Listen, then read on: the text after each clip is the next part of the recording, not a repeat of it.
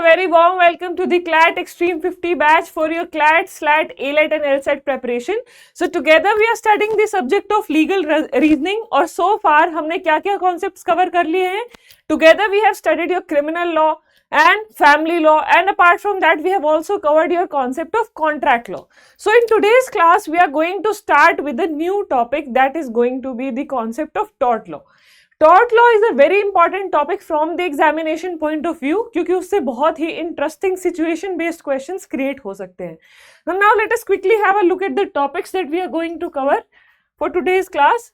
First of all, what is the tort and different types of torts, कि tort होता क्या है और उसके डिफरेंट काइंड्स कौन से हैं वो हम आज की क्लास में जानेंगे.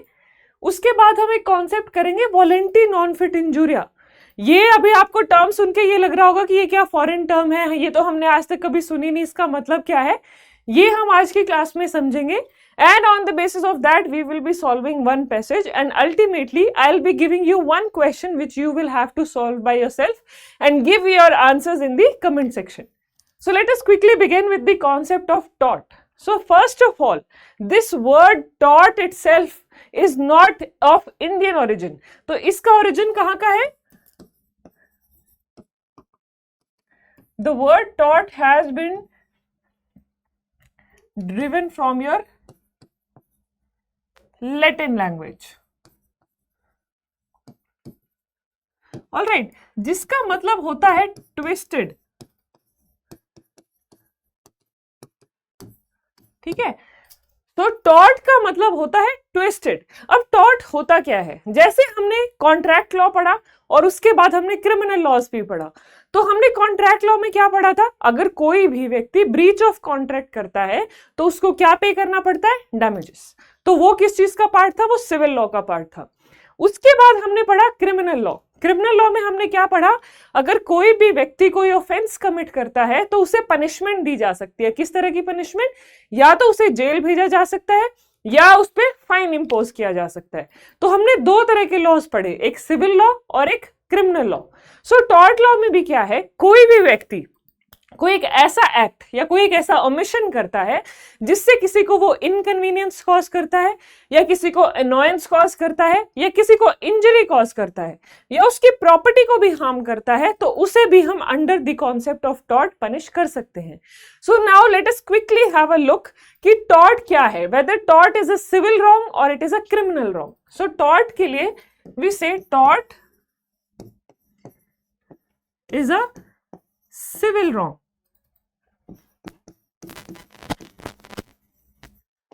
Alright, so why do we say tort is a civil wrong? हम ये क्यों कहते हैं tort civil wrong है, क्योंकि यहां पर हम क्या करते हैं, कोई भी व्यक्ति जो ऑफेंस कमिट कर रहा है उसके लिए उसे डैमेजेस अवॉर्ड करने पड़ते हैं. ठीक है, suppose I am throwing garbage outside my neighbours house, then I am committing the tort of private nuisance, और उसके लिए क्योंकि मैं उसका लीगल राइट वायलेट कर रही हूं तो मैं उसे कुछ कॉम्पेंसेशन पे करूंगी, मैं उसे कुछ डैमेजेस पे करूंगी.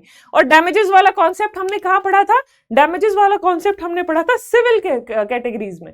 तो सिविल और क्रिमिनल का थोड़ा सा डिफरेंशिएशन समझ लेते हैं. Civil and criminal.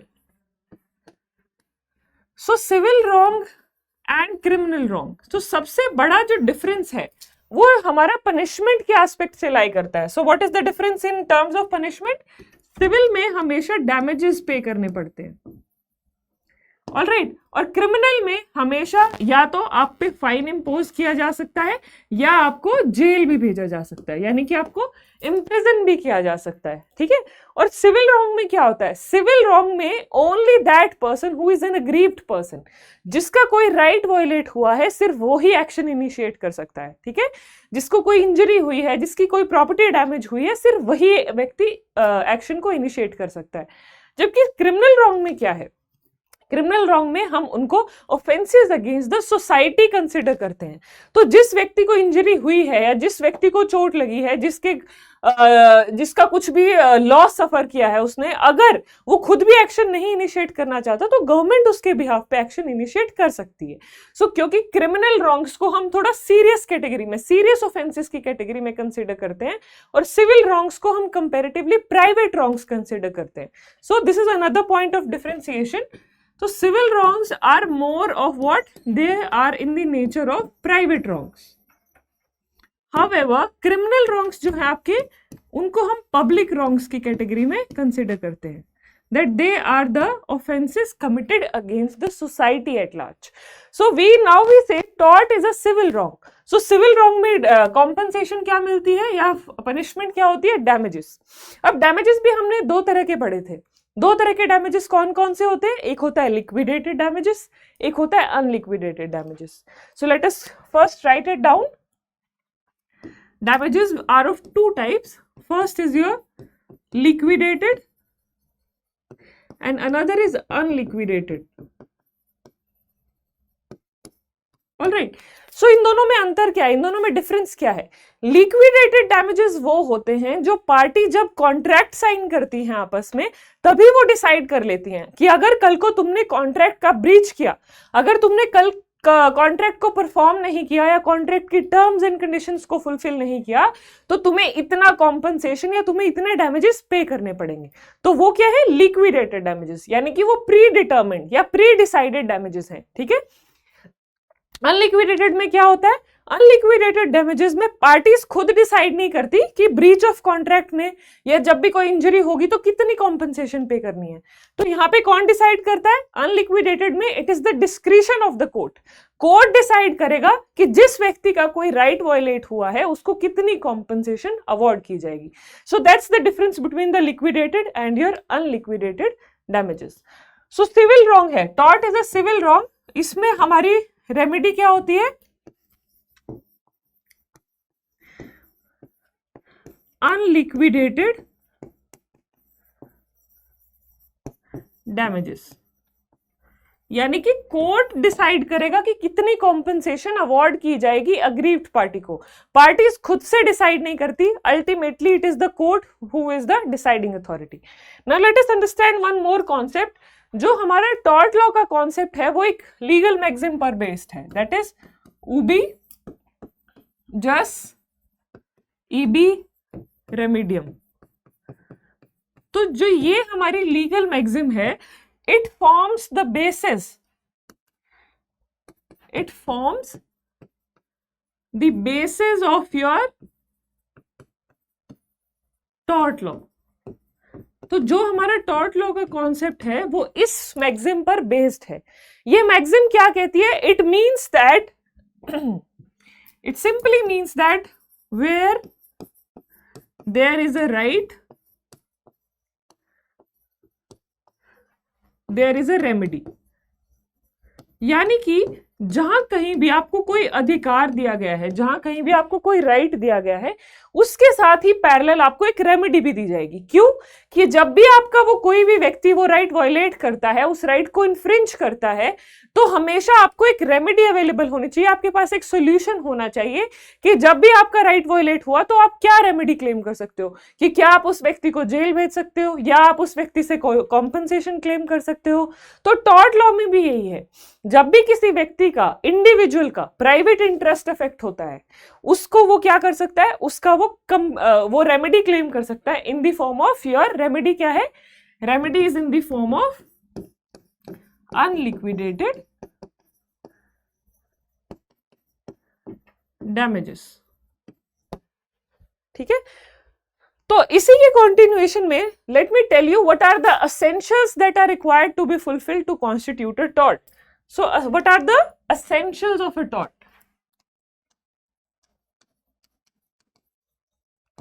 essentials to constitute a tort।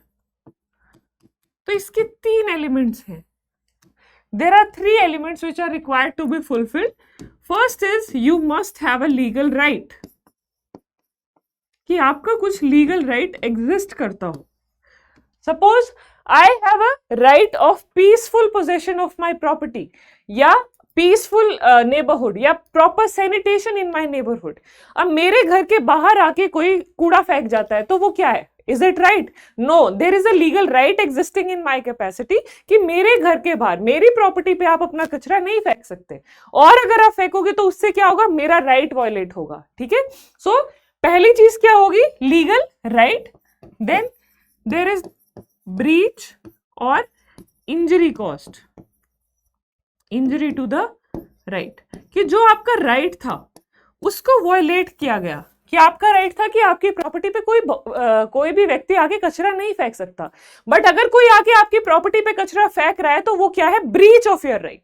Then third thing is there must be some form of remedy, उसकी आपके पास कोई रेमेडी अवेलेबल होनी चाहिए, जो कि टॉर्ट लॉ में क्या है? टॉर्ट लॉ में we have the remedy of unliquidated damages. और सिंपली इसके अलावा एक और हम बात करते हैं, suppose at night time you are sleeping, कोई आपके घर के बाहर आके somebody is honking the horn time and again and it is causing you inconvenience, it is causing you annoyance, so what it is? Will you send sorry, will you send that person to jail for that? No, because it is not that kind of heinous offense, but you want to take some sort of action against the person क्योंकि उसने आपकी नींद disturb की है, उसने आपको annoyance cause की है, तो आप टॉर्ट्स के अंदर उसके अगेंस्ट एक्शन ले सकते हो। और फिर आप जब एक्शन लोगे तो आपको क्या मिलेगी? Monetary compensation. तो जो हमारी रेमेडी होती है दैट इज योर डैमेजेस। तो डैमेजेस का सिंपल सा मतलब होता है मॉनेटरी कॉम्पनसेशन। ठीक है, सो टॉर्ट में आपको क्या मिलती है? हमेशा कॉम्पनसेशन मिलती है। तो अभी तक हमने टॉर्ट्स के क्या फीचर पढ़े? टॉर्ट एक सिविल रॉन्ग है, टॉर्ट्स में हमेशा अनलिक्विडेटेड डैमेजेस मिलते हैं, और टॉर्ट के लिए अगर आपको टॉर्ट्स के अंदर कोई भी डिफेंस क्लेम करना है, कुछ कॉम्पनसेशन लेनी है, तो आपका लीगल राइट का वायलेशन जरूर होना चाहिए। अगर लीगल राइट का वायलेशन नहीं हुआ है तो आप कोई भी कॉम्पनसेशन क्लेम नहीं कर सकते। ऑलराइट, अब इसके बाद now let's move to the next topic, that is your various kinds और वेरियस टाइप्स ऑफ टॉर्ट्स। जैसे कि हमने क्रिमिनल लॉज में देखा अलग अलग तरह के ऑफेंसेस होते हैं। ऑफेंसेस अगेंस्ट बॉडी जैसे किडनैपिंग है, या किसी का रेप है, या किसी का मर्डर है, वो क्या है? Offences against the human body. उसके अलावा ऑफेंसेस अगेंस्ट प्रॉपर्टी क्या थे? थेफ्ट था, रॉबरी है, डेकॉइटी है। ऑफेंसेस अगेंस्ट द स्टेट यानी कि हमारी कंट्री के अगेंस्ट कोई ऑफेंस कर रहा है, सेडिशन है। ठीक है, ऐसे करके अलग अलग कैटेगरीज है क्रिमिनल लॉज में ऑफ द ऑफेंसेस। वैसे ही टॉर्ट्स की भी कुछ कैटेगरीज हैं, जिसमें सबसे पहला है trespass. So trespass is when you interference in peaceful possession.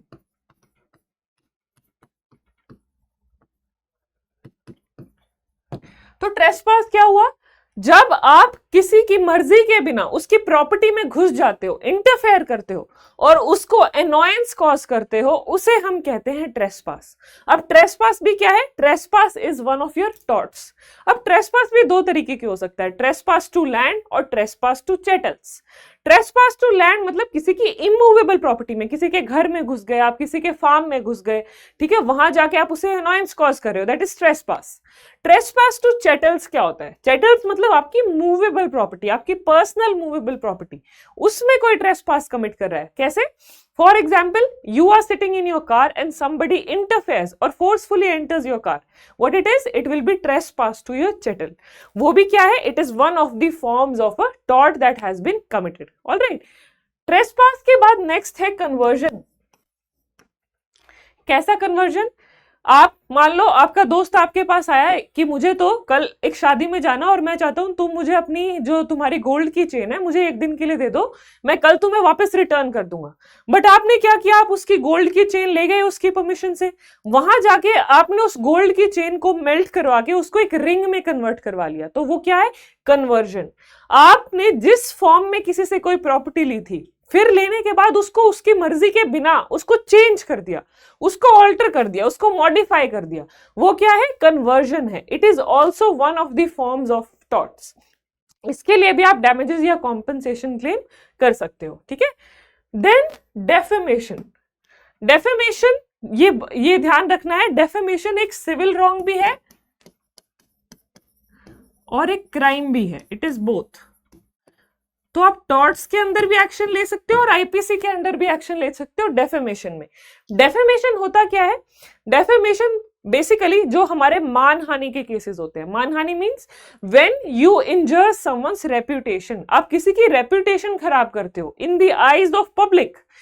मतलब कि डेफेमेशन के लिए ये जरूरी है कि आप जब किसी को डिफेम कर रहे हो, उसकी रेपुटेशन लोअर डाउन कर रहे हो, तो वो किसी थर्ड पर्सन की आइज में होना चाहिए, ठीक है।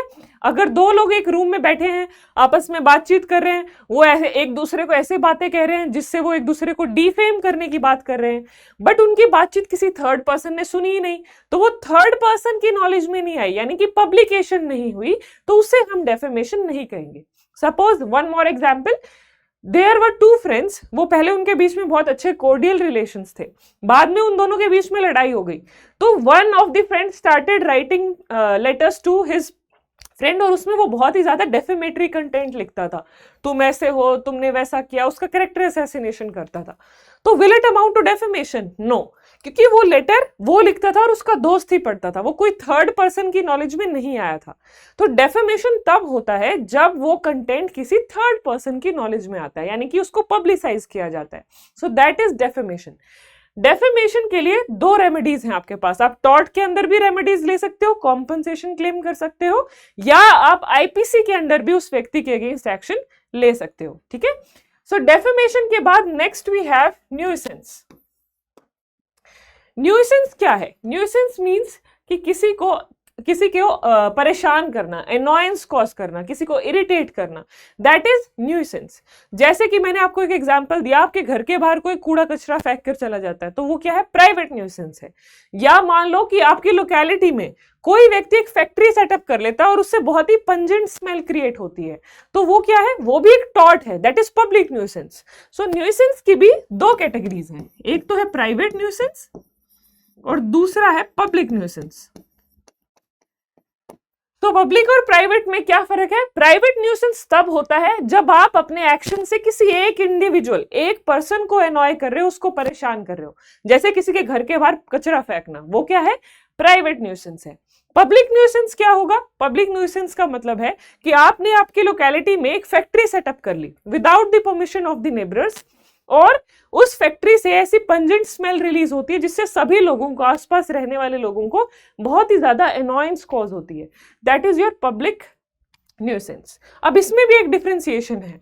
तो प्राइवेट न्यूसेंस के लिए आप सिर्फ टॉर्ट्स में रेमेडी क्लेम कर सकते हो, जबकि पब्लिक न्यूसेंस के लिए you can avail remedy under torts as well as under IPC, ठीक है। सो पब्लिक न्यूसेंस के लिए आपके पास दोनों जगह रेमेडी है। क्यों? क्योंकि हमने पढ़ा था क्रिमिनल रॉन्ग्स में क्या है? पब्लिक रॉन्ग की बात करते हैं हम, तो public nuisance will also fall under the category of what? It will fall under the category of your IPC, ठीक है। इसके बाद हम नेक्स्ट उसकी बात करते हैं, that is assault and battery. Assault and battery आपके अनदर कैटेगरी ऑफ टॉर्ट्स हैं। असॉल्ट क्या होता है? जब आप अपने किसी एक्शन से किसी को डरा देते हो, उसके मन में डर पैदा कर देते हो, there is apprehension of fear caused in the mind of another person, कि या तो आप उसे कुछ इंजरी कॉज करने वाले हो या आप उसकी प्रॉपर्टी को डैमेज करने वाले हो। जैसे कि अगर मैं जोर से किसी की तरफ डंडा लेके भाग रही हूं, तो उसके मन में डर पैदा हो जाएगा कि ये तो मुझे मारने वाला है, there is imminent threat of injury, कि मुझे तो अभी कोई इंजरी कॉज होने वाली है। या मैं किसी को डरा रही हूं कि मैं तो डंडे से तुम्हारी गाड़ी का शीशा तोड़ दूंगी, या किसी की प्रॉपर्टी को डैमेज करने के का आप डर पैदा करते हो किसी के मन में, उसे हम कहते हैं असॉल्ट। सो असॉल्ट में सिर्फ देयर इज एप्रीहेंशन और फियर, एक्चुअल इंजरी कॉज नहीं होती, एक्चुअल डैमेज कॉज नहीं होता। बट बैटरी में क्या होता है? अब यही आप पहले डरा रहे थे कि मैं डंडे से तुम्हारी गाड़ी का शीशा तोड़ दूंगा, अब आपने एक्चुअल में शीशा तोड़ दिया, वो क्या है? That is battery. बैटरी का मतलब सिर्फ ये फर्क है असॉल्ट और बैटरी में। असॉल्ट में सिर्फ आप डरा रहे हो, आप एक्चुअल हार्म नहीं कॉज करते हो, जबकि बैटरी में आप एक्चुअली उस पर्सन को कोई इंजरी कॉज कर देते हो या उसकी प्रॉपर्टी को डैमेज कर देते हो, ठीक है। So that's the difference between your assault and battery, ठीक है। तो ये दोनों भी क्या है? Two different kinds of torts. अब इसके बाद है फॉल्स इंप्रिजनमेंट। फॉल्स इंप्रिजनमेंट का क्या मतलब होता है? फॉल्स इंप्रिजनमेंट मतलब किसी को बंदी बना के रखना। फॉल्स इम्प्रिजनमेंट मतलब कि उस व्यक्ति की कंसेंट के बिना, suppose you are studying in your room और बाहर से आपका फ्रेंड आपको लॉक करके चला जाता है विदाउट योर कंसेंट, बिना आपकी परमिशन के, और आपको भी ये पता है कि उसने आपको लॉक कर दिया, आप बाहर नहीं जा पा रहे, उससे क्या है, आपकी मूवमेंट रिस्ट्रिक्ट हो गई, तो वो क्या हो गया, फॉल्स इम्प्रिजनमेंट। तो इसमें एसेंशियल क्या है, आपकी कंसेंट के बिना आपको वहां बंद किया गया है और आपकी नॉलेज में है कि आपको बंद कर दिया गया है, तो वो फॉल्स इम्प्रिजनमेंट का टॉर्ट होगा। अब इसी में मान लो कि आप पढ़ रहे थे, आपने आपके दोस्त को बोला कि मैं तो 2 घंटे के लिए यहीं बैठ के इसी रूम में पढ़ूंगा या इस लाइब्रेरी में पढ़ूंगा, तो आपके दोस्त ने क्या किया, बिना आपके नॉलेज के दरवाजा बाहर से बंद कर दिया और इससे पहले आपको पता चलता उसने खोल भी दिया। Will it amount to false imprisonment? No, because it is not in your knowledge. आपको तो पता ही नहीं चला कि आपको लॉक भी किया गया था, आपको तो पता ही नहीं चला कि आप बाहर नहीं जा सकते, बाहर से लॉक कर दिया गया है रूम को। So this way it will not amount to false imprisonment. So these are various kinds of torts which we will study in detail और in depth, या इनसे आपके पैसेज बेस्ड क्वेश्चंस भी पूछे जा सकते हैं। एक और एसेंशियल चीज जो है, इन सभी टॉट्स में आपकी इंटेंशन बहुत रेलेवेंट होती है, कि जब भी आप इनमें से कोई भी टॉट कमिट कर रहे हो तो आपकी इंटेंशन क्या है, there should be a guilty intention, there should be a bad intention. So all these torts, जितने अभी तक हमने टॉट्स पढ़े हैं, ये all these torts are what, intentional thoughts.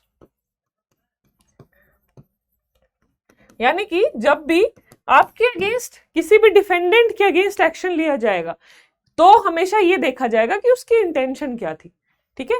So this is all about your types of torts. Now let's move to the next topic, that is volenti non fit injuria. Volenti non fit injuria is another important concept of tort law. ये क्या कहता है कि जब आप consent दे देते हो, where you give consent to the harm caused, आप किसी ऐसी सिचुएशन में प्रेजेंट हो जहां आपको पता है कि आपको इंजरी कॉज हो सकती है, जहां आपको पता है कि आपको कोई हार्म कॉज हो सकता है, फिर भी आप चूज करते हो या अपनी कंसेंट देते हो उस सिचुएशन में रहने की, तो अगर बाद में आपको इंजरी भी कॉज हो गई तो आप कल को डैमेजेस क्लेम नहीं कर सकते, ठीक है। Suppose if you are going to watch a cricket match, वहां आपको पता है कि हो सकता है कि बॉल आपको हिट कर सकती है, कि when the player hits the ball, वो कई बार आके फेंसेस पे लगती है या जो वहां पर स्पेक्टेटर्स होते हैं उनको भी लग जाती है, there are chances, there is a probability, तो there you are consenting to the harm। वहां पर आप अग्री कर रहे हो, ठीक है, आई एक्नॉलेज कि मुझे भी इंजरी कॉज हो सकती है, but still I want to watch the match.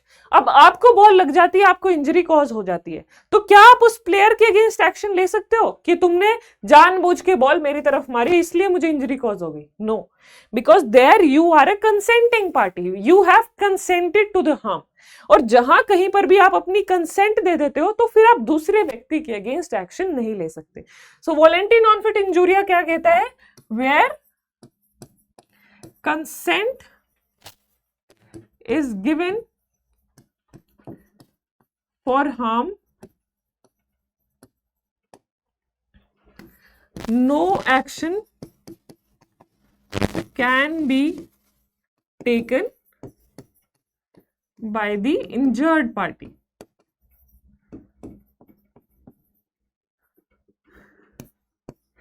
ठीक है, तो जब आपने एक बार कंसेंट दे दी तो उसके बाद आप जो इंजर्ड पार्टी है वो कोई भी डैमेजेस क्लेम नहीं कर सकती है।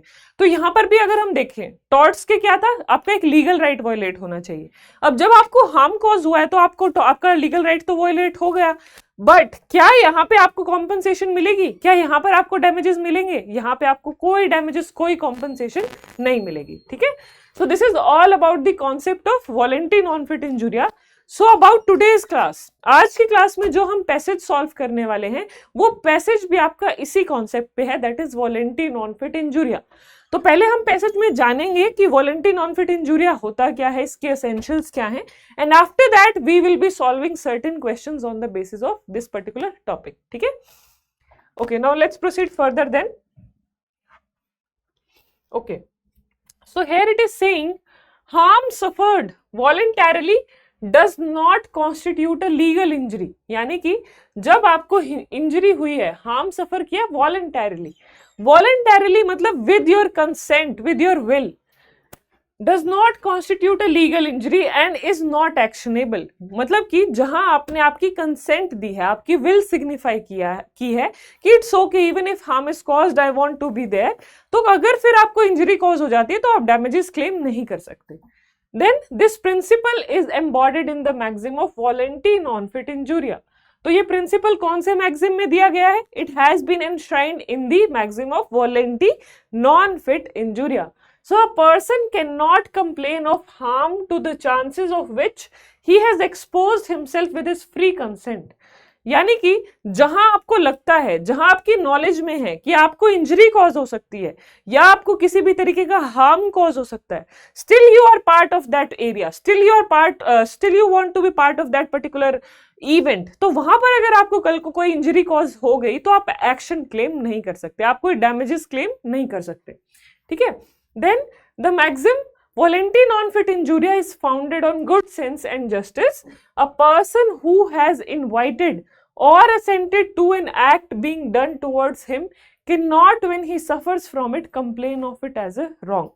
यानी कि अगेन ये एक और वही सेम चीज यहाँ पर रिपीट की गई है फिर से कि अगर आप मान लो कल को कोई मैच देखने जाते हो या कोई और गेम का हिस्सा बनते हो, वहां पर आप अपनी वॉलंटरली कंसेंट देते हो कि अगर गेम खेलते हुए मुझे इंजरी भी कॉज हो गई तो मैं दूसरे व्यक्ति के अगेंस्ट कोई कल को एक्शन नहीं लूंगा.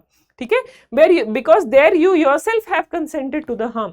Suppose you are going to play for a match of boxing, वहां पर आप अपनी कंसेंट दे रहे हो, implied consent होती है आपकी, because you are being a part of that match by your own will, by your own free consent. अब वो बॉक्सिंग का मैच के दौरान अगर आपको कोई इंजरी भी कॉज हो जाती है तो आप दूसरे प्लेयर के अगेंस्ट कोई एक्शन नहीं ले सकते. क्यों? Because there you have consented to the harm. वहां आपको पता है, आपकी नॉलेज में है कि बॉक्सिंग के दौरान मुझे भी कोई इंजरी हो सकती है. अब अगर वो इंजरी हो गई तो कल को आप ऑपोजिट प्लेयर के against you can not claim any sort of compensation और damages. Then the maxim presupposes a tortious act by the defendant. The maxim applies in the first place to intentional acts. ठीक है. It applies to intentional acts which would otherwise be tortious. There are certain limitations to the application of maxims. अब limitation मतलब कि आप कब इस maxim को apply नहीं कर सकते. Certain exceptions where this maxim will not be applicable. So what are those circumstances? First, it is no answer to a claim made by a workman against his employer for injury caused through a breach by the employer of a duty imposed upon him by a statute, but where the negligence or breach of statutory duty is on the part of employee of the plaintiff who knowingly accepts the risk flowing from such breach, and the employer or defendant is not guilty of negligence or breach of statutory duty, the defense of voluntary non-fit injuria is available to the defendant. अब defendant कौन है यहाँ पर? Employer. अब आप मान लो किसी ऐसी फैक्ट्री में काम करने जाते हो जहां आपको पता है कि वहां पर आपको कोई इंजरी कॉज हो सकती है, वो कोई हैजार्डस फैक्ट्री है या वहां पर बहुत ही इंटेंसिव लेबर का आपको करना पड़ेगा, वहां आपको पता है कि आपको इंजरी कॉज हो सकती है, but still you start working or you choose to work in that particular factory. अब वहां पर काम करते करते मान लो आपको कल को इंजरी कॉज हो गई और आपका जो एम्प्लॉयर है आप उसके अगेंस्ट एक्शन लेना चाहते हो कि उसकी नेग्लिजेंस की वजह से ऐसा हुआ, उसने अपने पार्ट पे ध्यान नहीं रखा, इस वजह से मुझे इंजरी कॉज हुई, तो आप कॉम्पनसेशन क्लेम कर सकते हो. तो आपके पास ये डिफेंस अवेलेबल, तो आपके डिफेंडेंट के पास ये डिफेंस अवेलेबल नहीं होगा. बट अगर आपके एम्प्लॉयर ने जो भी टर्म्स एंड कंडीशंस हैं वो सभी फॉलो की हैं, जो भी फैक्ट्री सेटअप करते हुए जो भी उसको रिक्वायरमेंट्स थी उसने सब रिक्वायरमेंट्स फुलफिल की हैं, प्रॉपर सैनिटेशन फैसिलिटी वो आपको प्रोवाइड करता है, प्रॉपर वेंटिलेशन फैसिलिटी प्रोवाइड करता है आपकी जहां पर भी आपकी वर्किंग एटमॉस्फेयर है, तो कल को आप फिर उसके अगेंस्ट एक्शन नहीं ले सकते या तब वो ये डिफेंस क्लेम नहीं कर सकता.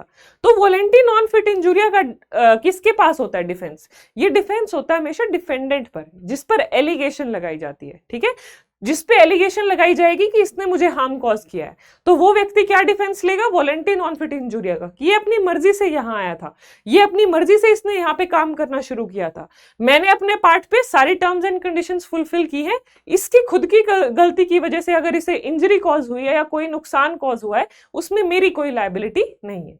तो एम्प्लॉयर की लायबिलिटी सिर्फ कब होगी? जब एम्प्लॉयर ने अपने पार्ट पे कोई कमी रखी है, जब उसने अपने पार्ट पे कोई टर्म एंड कंडीशन फुलफिल नहीं की, तब ये वो डिफेंस क्लेम नहीं कर पाएगा। ठीक है, अब इसके बाद next we have under an exigency caused by the defendant's wrongful misconduct consciously and deliberately faced a risk even of death, whether the person endangered is one to whom he owes a duty of protection as a member of his family or is a mere stranger to whom he owes no such special duty.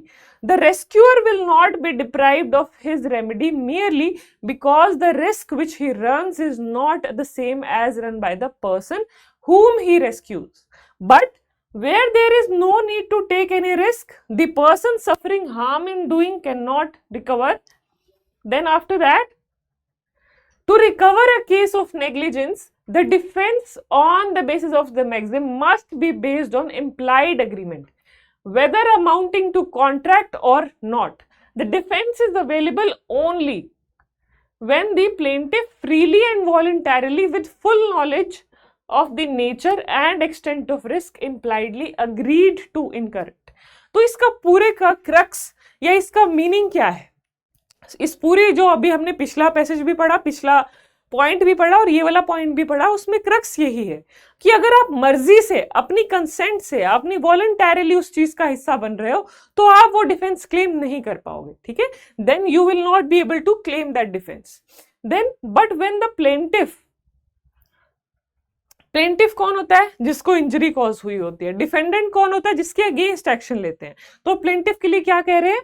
But when the plaintiff has no choice, when the notice is given at a stage when he is beyond the ability of the plaintiff to make a choice, there can be no implied agreement and the defense on the basis of maxim must fail. यानी कि अब जब हम क्या कह रहे हैं कि अगर कोई व्यक्ति अपनी मर्जी से कोई कहीं पर पार्टिसिपेट कर रहा है ऐसी जगह जहां उसे इंजरी कॉज हो सकती है, फिर वो ये डिफेंस अवेलेबल नहीं होगा। ठीक है, अब हम कह रहे हैं बट अगर प्लेंटिफ के पास कोई चॉइस ही नहीं थी, he was left with no choice, यानी उसको फोर्सफुली या उसको कंपेल करके वहां उसको उस इंस्टीट्यूशन का हिस्सा बनाया गया, उस फैक्ट्री में एम्प्लॉय किया गया, तो वहां पर जो एम्प्लॉयर है फिर वो डिफेंस क्लेम नहीं कर पाएगा। क्यों? यहां पर उसकी कंसेंट, फ्री कंसेंट होने के बावजूद भी it will not be treated as a free consent. क्यों? Either he was left with no choice, जो प्लेंटिफ है उसके पास कोई चॉइस ही नहीं बची थी, उसको कंपेल किया गया कि either you start working over here और you will not be allowed to work anywhere else. अब वो out of compulsion, out of forcefulness he started working there, then because there is again सबसे important element क्या था voluntary non fit injuria का? Free consent. अब free consent नहीं है तो ये मैक्सिम यूज नहीं हो सकती। ठीक है, अब जो डिफेंडेंट है वो ये नहीं कह सकता कि इसने अपनी मर्जी से यहाँ काम करना शुरू किया था, उसकी मर्जी तो नहीं थी, उसको तो आपने फोर्स किया, उसको तो आपने कंपेल किया। अब आपकी कंपेल करने की वजह से उसने वहां काम करना शुरू किया, वहां काम करते करते उसे इंजरी कॉज हो गई, तो आप पर लाइबिलिटी तो जरूर आएगी। ठीक है, then after that the maxim will also not apply when the act relied upon is done because of the psychological condition which the defendant's breach of duty had induced. ठीक है, तो इसका मतलब क्या है कि कुछ जो डिफेंडेंट है जिसके अगेंस्ट एलिगेशन लगाई गई है उसकी कुछ ड्यूटी बनती थी, उसने अपनी ड्यूटी परफॉर्म नहीं की, उसके लैक ऑफ ड्यूटी की वजह से और उसकी नेग्लिजेंस की वजह से अगर कोई किसी को इंजरी कॉज हो जाती है, कोई हार्म कॉज हो जाता है, तो जो डिफेंडेंट है फिर वो अपने पार्ट पे ये मैक्सिम क्लेम नहीं कर सकता।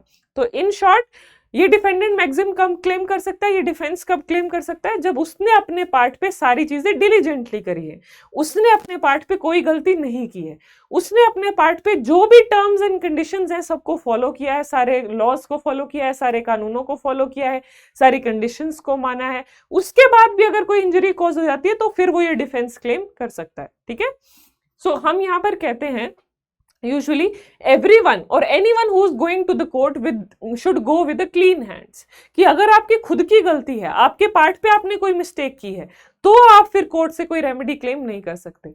सो anyone who wants to go to the court should go to the court with clean hands, कि उसने अपने पार्ट पे सारी चीजें डिलीजेंटली परफॉर्म की है. Now after going through the passage, let's start with the questions. So first question says, Mr. A was the owner of a car and he had a driver, Mr. D. On January 19, 2021, Mr. A and Mr. D were traveling in their car, wherein Mr. A got down at a restaurant and told Mr. D to take the car back to Mr. A's bungalow. Okay? Then Mr. D was filling the petrol tank of the car and two strangers, Mr. M and Mr. B and Mr. C, took a lift from Mr. D in his car. अब mister A ने, जो मालिक था, उसने तो ये कहा कि तुम मेरी गाड़ी वापस बंगलो पे लेके जाओ, but on the way mister D started filling petrol in the car, और वहां उसने दो लोगों को, मिस्टर बी और मिस्टर सी को, लिफ्ट दे दी. The car went ahead and the right side front wheel of the car flew away. Car थोड़ा सा आगे चली और फिर इम्बैलेंस हो गई, जो कार का फ्रंट साइड राइट साइड का व्हील था, it flew away. Then the car toppled and Mr. D and Mr. C were thrown out. Car imbalance हो गई and out.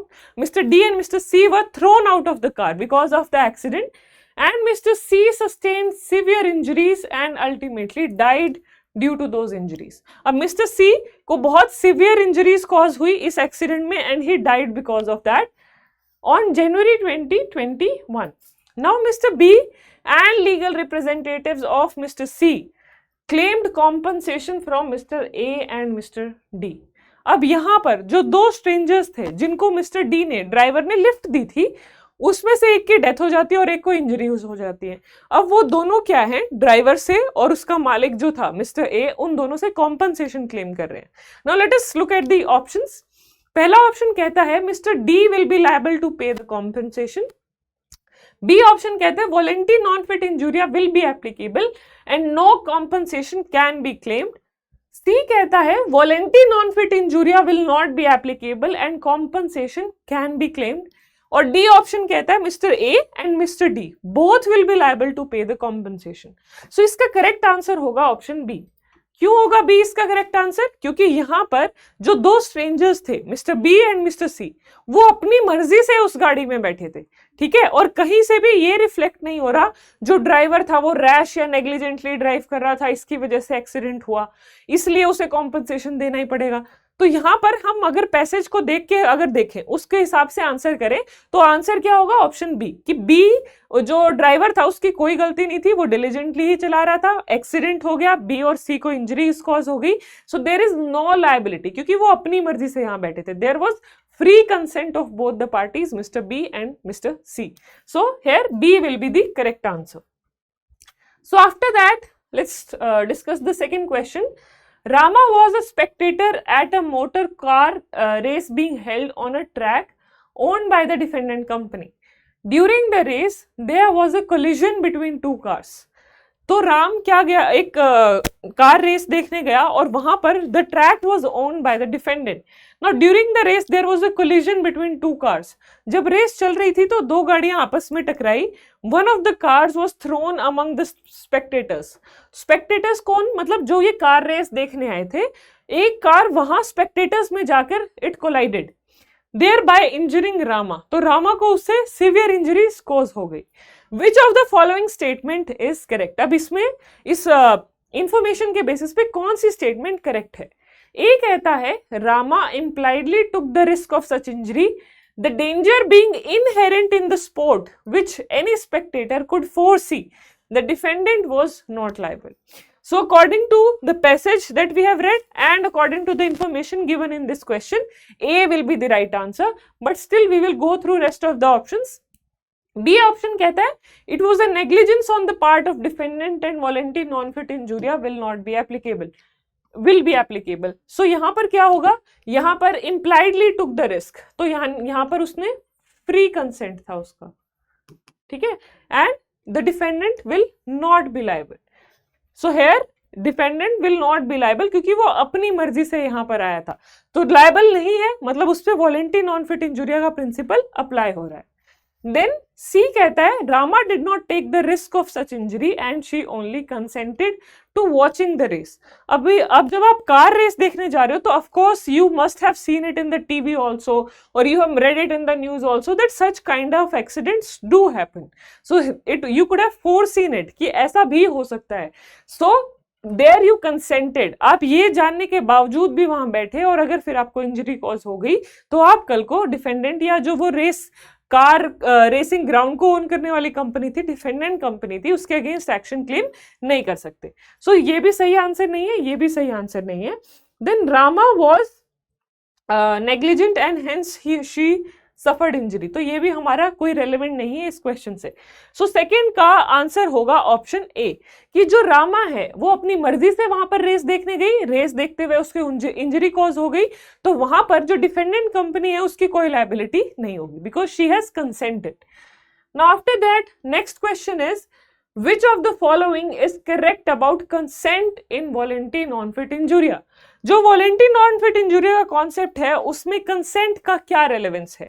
ए ऑप्शन कहता है knowledge of the risk does not always amount to consent, कि अगर just because आपको risk की knowledge है so it will not amount to consent. Knowledge of a risk does not precede consent. C कहता है knowledge of the risk always amounts to consent. Mere perception of the existence of danger amounts to consent. So here the correct answer is option A, यानी कि knowledge of risk does not always amount to consent, कि just because आपको पता है कि वहां पर आपको कोई इंजरी कॉज हो सकती है it will not always amount to consent. क्यों? क्योंकि अगर दूसरा व्यक्ति जो डिफेंडेंट है उसने अपने पार्ट पे कोई गलती की है, उसकी वजह से आपको इंजरी कॉज हो गई।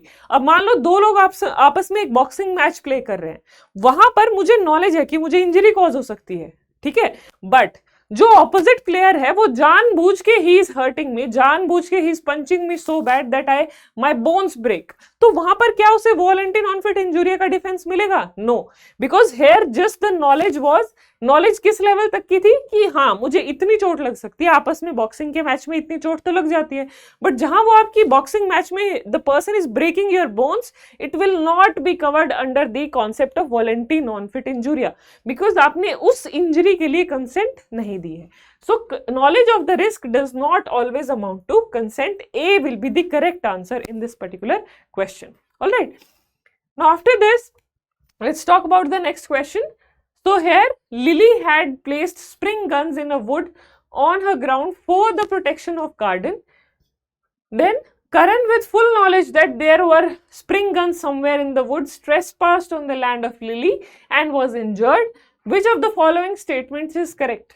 अब जो लिली है उसने just so as to scare the animals और द बर्ड्स ताकि वो उसके गार्डन में आके ना बैठे, she planted some spring guns. अब जो वो व्यक्ति है who is here Karan, Karan को की नॉलेज में था कि उसने अपने गार्डन में स्प्रिंग गन्स लगाई हुई है, स्टिल ही एंटर्ड द और ट्रेसपास्ड, यानी कि उसकी परमिशन के बिना उसके गार्डन में चला गया और उससे इंजरीज कॉज हो गई। अब इस सिनेरियो में क्या होगा? Lily will be liable to pay compensation to Karan? No, Lily has not committed a tort against Karan by exceeding her right of private defense. C कहता है Karan's case does not fall within voluntary non-fit injuria. D कहता है Karan had knowledge of the spring guns and willfully courted the danger himself. तो इसका answer होगा D. यहाँ करण की knowledge में था कि वहां पर स्प्रिंग गन्स हैं और उसे इंजरी कॉज हो सकती है, फिर भी वो वहां पर गया, तो इस केस में लिली की कोई लायबिलिटी नहीं होगी। सो D will be the right answer for this question. Now coming to the fifth question, which of the following is not an element to claim the defense of voluntary non-fit injuria? अब जब भी किसी defendant को voluntary non fit injuria का defence claim करना है तो उसमें कौन सी, इनमें से कौन सी कंडीशन एसेंशियल नहीं है? Always read the question very carefully. Here it is asking which of the following is not an essential element.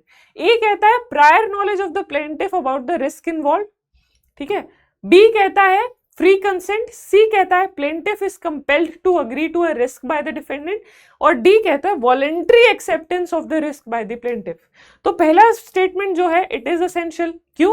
क्योंकि जो प्लेंटिफ है जिसको इंजरी हुई है उसको प्रायर नॉलेज होनी चाहिए कि मुझे यहाँ पर कोई नुकसान हो सकता है, मुझे यहाँ पर कोई चोट लग सकती है, कोई हार्म कॉज हो सकता है।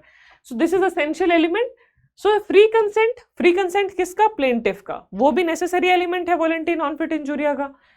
प्लेंटिफ इज कंपेल्ड, अब ये दोनों ऑपोजिट हैं। प्लेंटिफ को अगर कंपेल किया गया है तो उसकी फ्री कंसेंट नहीं है, तो फ्री कंसेंट नहीं है तो वॉलंटरी नॉन फिट इंजूरिया का प्रिंसिपल अप्लाई नहीं होगा। सो दिस इज नॉट एसेंशियल, ठीक है।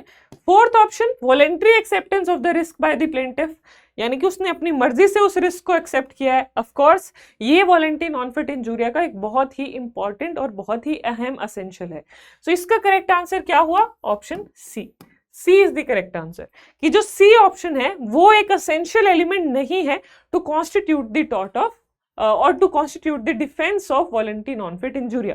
So what all we can conclude from this passage and the questions, कि voluntary non-fit injuria is a defense which is available to the defendant, यानी कि जिसके against आप action ले रहे हो कि इसकी वजह से मुझे इंजरी कॉज हुई, इसकी वजह से मुझे कोई डैमेज कॉज हुआ, उस डिफेंडेंट के पास ये डिफेंस अवेलेबल होता है। डिफेंडेंट कहता है कि ये व्यक्ति अपनी मर्जी से, अपनी कंसेंट से यहाँ आया, इसको पता था कि यहाँ इंजरी कॉज हो सकती है, फिर भी ये यहाँ आया, और उसको अगर इंजरी कॉज हो भी गई तो उसमें अब मेरी कोई लायबिलिटी नहीं है।